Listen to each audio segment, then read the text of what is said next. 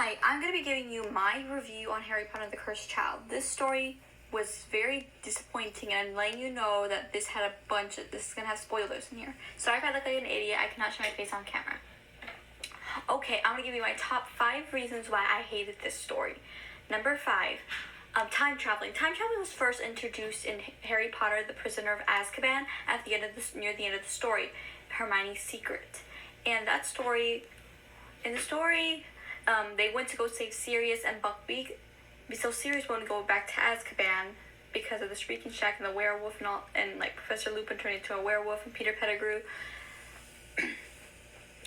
J.K. Rowling didn't introduce this probably because of the time traveling didn't match fantasy that much, and it more was like a realistic fiction. Futuristic. Number 4, magic. The magic in the story is very, very different than to the original series. Like, the Expelliarmus charm is very different. The wand would go straight into their hands when they would use the charm, and they would use non-verbal spells when they were fixing up the second task, and which Harry did not learn how to do non-verbal spells until he was in his 6th year, which did not make sense for a 4th year to be learning that already.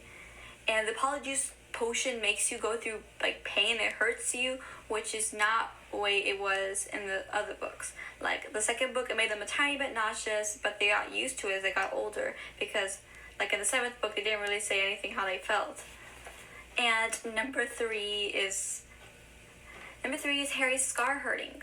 Harry's scar started to hurt during one time he had like a flashback when he was like asleep, and then he wakes up like in the middle of the night and his scar hurts, and he thinks a part of Voldemort is still alive.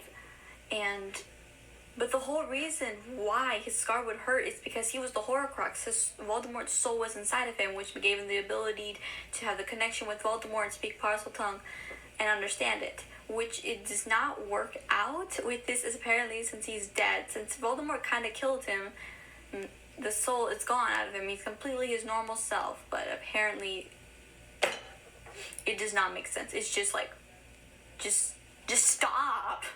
Number 2 is character changes. These characters act a lot different than they did at the end of the 7th book. And there even is a character that wasn't even in the story in the beginning of it, even though he was in the end of the 7th book. What happened to Teddy? What happened to Teddy Lupin? Pretty much Harry raised him.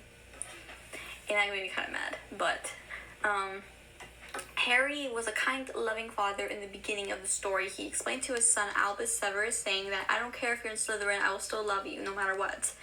And that was a complete lie. In this story, he yelled at his son, "Sometimes I wish you weren't even my son."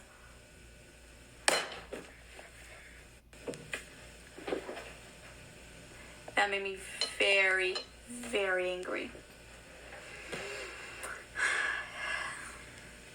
Just not the Harry I knew at the end of the story. I expected him to be a kind, loving, honest father, but no, he should be nominated Worst Father of the Year. And he sounded like a legit Dolores Umbridge. Yeah? Anyway, so yeah, he sounded like a legit Dolores Umbridge. And Cedric wanting to become a Death Eater made me like no. I literally had to like stop for a second and just rethink my whole decision. Just kidding. But yeah, it was just terrible. Like, no. And then let's get on to number 1. You probably guessed this. I'm sorry, my mom interrupted me last time, but it's Delphi. You might not know who Delphi is unless you haven't read the story, but Delphi is supposed to be Voldemort's daughter. This was me when I heard that.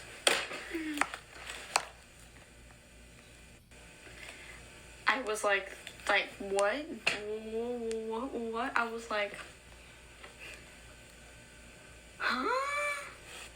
I was like, let me do the physics. I need the whole formula. I'm like, I'm like, and the thing is, it makes no sense. Like, Bellatrix is the mother. Like, this is the DNA. This is, like, Voldemort's actual child, and Bellatrix is the mom, even though she's already married and her husband's in Azkaban. I get it, she adored Voldemort, but Voldemort can't love. He doesn't understand it. He doesn't understand love. It makes no sense. I swear these people who wrote this thing was like, did not think. This is probably the worst fan fiction ever, and if you think this is good or you understood it, your brain did. I hope you enjoyed this. Bye.